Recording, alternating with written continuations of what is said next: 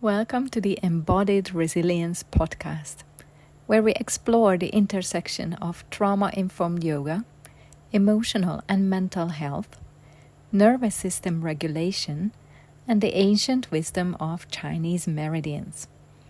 I'm Liz, a trauma-specialized yoga educator and space holder. In each episode, we will dive into practices, stories, and conversations that help you to return to your body, navigate life with more awareness, and support others with integrity and depth. Whether you're a yoga teacher, a student, or seeker, this space is for you. Welcome to this week's episode, where we are diving into one of the most powerful, yet often overlooked connections in healing, the relationship between meridians, emotions, and the nervous system. This isn't just theory. It's something I teach and witness transform lives in my trauma-informed Yin Yoga and Chinese meridians teacher trainings, and also in my daily classes. If you are a yoga teacher, a yoga practitioner, or someone on a healing journey, today's content will give you a fresh perspective to understand your inner world, your emotional patterns, and how Yin Yoga can help regulate your nervous system through the meridian system of traditional Chinese medicine. So why emotions matter so much in trauma-informed Yin Yoga? In trauma-informed yoga, we understand trauma not as something that happened to you, but as what happens inside you as a result. A nervous system stuck in a dysregulated state, fight, flight, freeze, or fawn. One of the most profound, indirect, yet effective ways to regulate the nervous system is by working with emotions. Why is that? Because emotions are deeply somatic. They live in the body. And that's where the meridians come in. According to traditional Chinese medicine, meridians are energy pathways that run through the body, linking our organs, emotions, and deep connective tissues. Each meridian, apart from its physical aspects, has an emotional aspect. And by harmonizing the flow of qi, vital force, in our meridians through Yin Yoga poses, by tackling the emotional aspect of the meridians on a deep somatic level, we can support the nervous system in its regulation process without needing to relive or retell our story.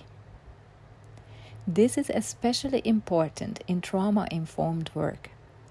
Not everyone is ready or able to speak about their trauma. Sometimes we don't even have memories of what happened to us. But the body remembers. The body keeps the score. The nervous system remembers. And Yin Yoga gives the body a voice. In our culture, we often label emotions as good or bad. But from a trauma-informed perspective, they are just emotions. Every emotion is a message, a teacher, a mirror. So let's explore what some of these emotions might be trying to show us. Anger shows you where your boundaries have been crossed, where you need to reclaim space.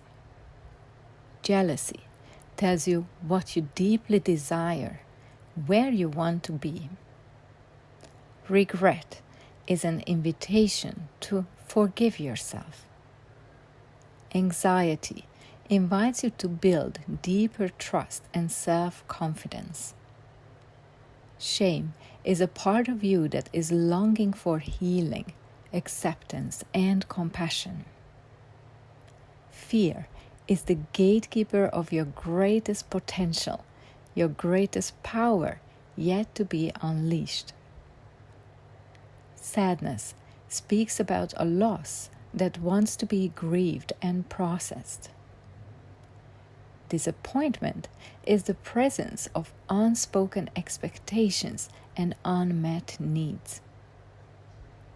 In Yin Yoga, we don't bypass emotions. We witness and befriend them, because the most uncomfortable emotions are our greatest teachers. So let's break down the 5 main meridian pairs and their associated emotional aspects, and how imbalance versus balance might manifest on an emotional level. Let's start with liver and gallbladder meridians. In case of an imbalance in the chi flow in these energy channels, the main emotions you experience are anger, frustration, bitterness, sometimes rage or even aggression.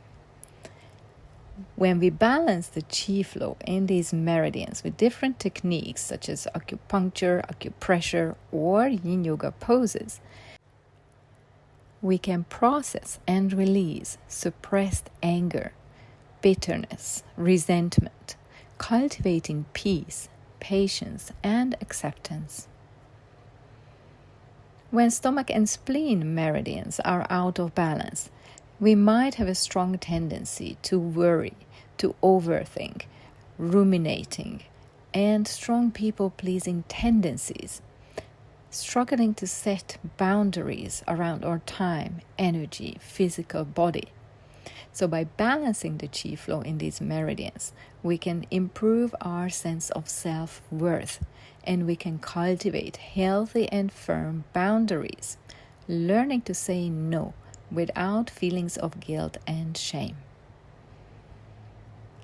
An imbalanced kidney and urinary bladder meridian might manifest in emotions such as fear, anxiety, insecurity, even chronic stress, or a tendency for suspicion.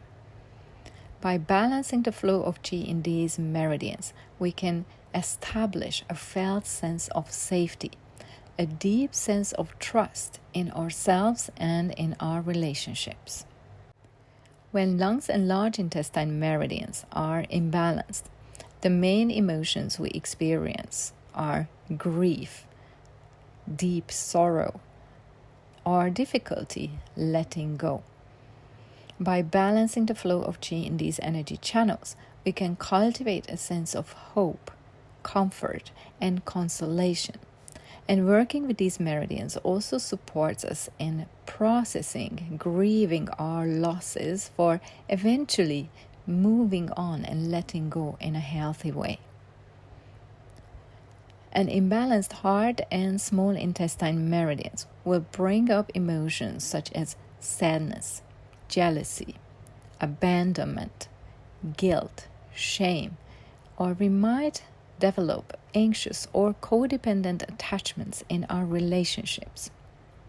By balancing the flow of chi in heart and small intestine meridians, we can invite more joy and love in our lives, practice forgiveness and compassion towards ourselves and others, and establish a sense of gratitude and contentment.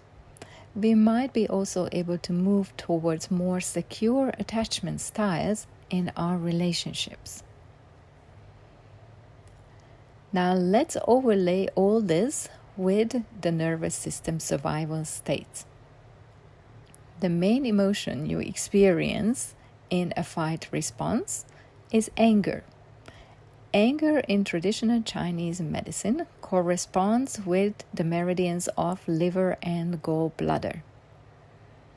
Fear is an emotion that we experience in a flight response, and fear and anxiety also corresponds with kidney and urinary bladder meridians, according to TCM.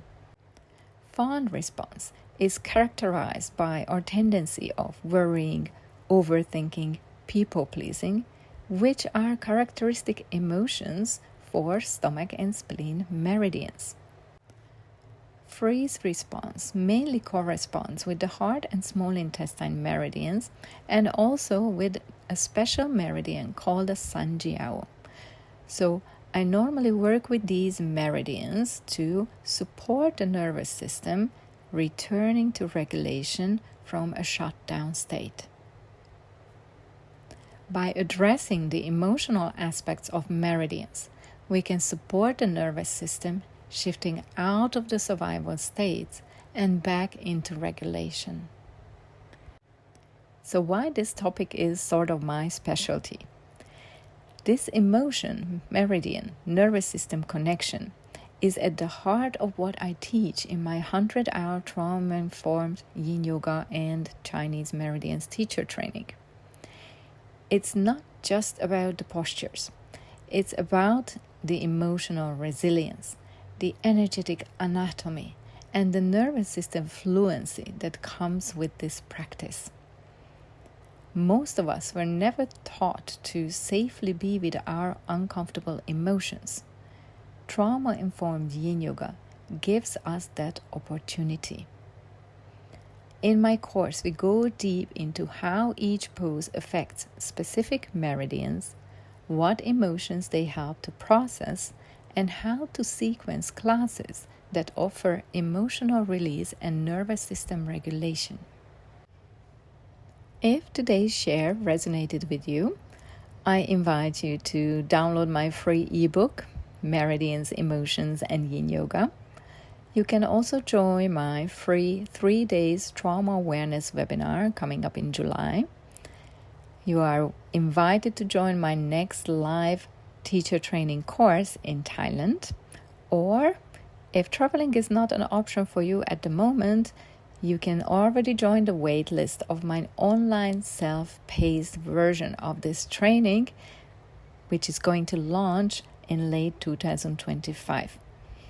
You are welcome to explore how to work with me one-on-one, and don't forget to subscribe to my channel so you don't miss any future content. I will share the links for all these offerings in the description.